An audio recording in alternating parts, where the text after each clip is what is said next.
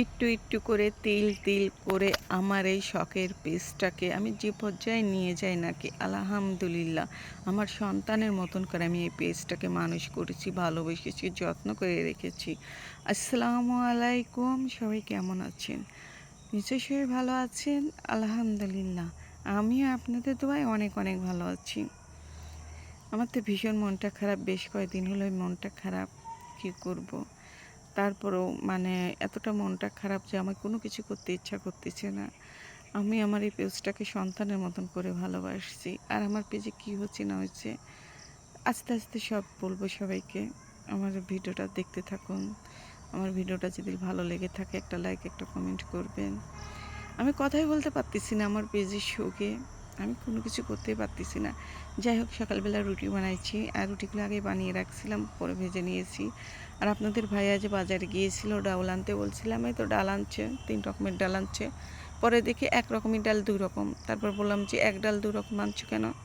আপনাদের ভাইয়া বলে যে না, একটা অ্যাঙ্কারের ডাল আর একটা হলো ছোলার ডাল আর এটা হলো মসুরের ডাউল। 3টা ডাউল 3 রকমের। আমি তো মানে 2টা ডাউল একরকম, তো ছোলা আর অ্যাঙ্কাল একরকমই লাগতেছে। পরে দেখি যে না, 2টা 2 রকম। এই যে ডিমগুলো আনছিল, ডিমগুলো এই যে ধুয়ে নিচ্ছি। আর ডিমগুলো ধুতে যায় এই যে ঝুমঝুমা, হঠাৎ করে বৃষ্টি, ঝুমঝুমা বৃষ্টি নেমে আসলো। ডিমগুলো আমি ক্যারাবেরা করে মানে ভিজেই বলা লাগে, ভিজে আমি ধুয়ে নিয়ে চলে আসছি। তারপরে এই যে টেনশন, ওই পেজে টেনশনে আবার প্রেশারটা লো হয়ে গেছে। আমার কত সাধনার কত কষ্ট, সন্তানের মতন করে আমি মানুষ করছি এই পেজটা। হ্যাঁ, মানুষের অনেক অনেক ফলোয়ার, আমার এত ফলোয়ার নাই। আমি অল্পতেই অনেক খুশি আলহামদুলিল্লাহ। অল্পতেই আমি হাজার হাজার শুকরিয়া আল্লাহর কাছে যে আল্লাহ আমাকে যেটুকু দিচ্ছে ওইটুকু আমি আলহামদুলিল্লাহ। আমার পেজে অনেক ফলোয়ার নাই, ভিউ নাই, কিন্তু আমার পেজে অনেক মানে সব ছেটাপি চলে আসছে, সব ছেটাপি করছি। সব কিছু ঠিকঠাকই ছিল, হঠাৎ কি কোথায় থেকে কি হয়ে গেল। যাই হোক, আপনাদের সঙ্গে কথা বলতে বলতে কিন্তু এই যে রান্না করতে চলে আসছি। আর রান্নাটা করব আজকে যে খাসির মাংস।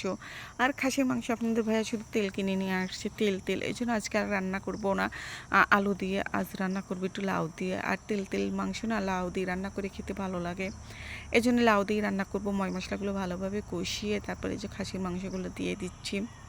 মাংসটা ভালোভাবে কষানো হয়ে গেলে মানে সেদ্ধটা হয়ে গেলে, লাউ সেদ্ধ করতে তো বেশি সময় লাগবে না, পুরোপুরি সেদ্ধ হয়ে গেলে তারপরে এই যে আমি লাউ দিয়ে দেব। যাই হোক, আবার একটু পেজ নিয়ে কথা বলি। আপনাদের সঙ্গে কথা বললে গল্প করলে একটু মনটা হালকা হচ্ছে, ভালো লাগছে আমার কাছে।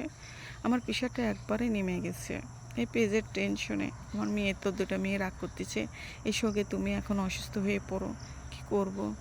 একটা সন্তানের মতন করে মানুষ করছি আমার পেজটা। আর পেজটা হঠাৎ করে আমার ভুলেই এত বড় সর্বনাশ হয়ে যাবে আমি নিজেও জানি না। আর এদিকে আমার খাসির মাংসটা কিন্তু রান্না হয়ে গেছে, লাউ দিয়ে মাংসটা রান্না। আর খেতে কিন্তু অনেক মজা হয়েছিল।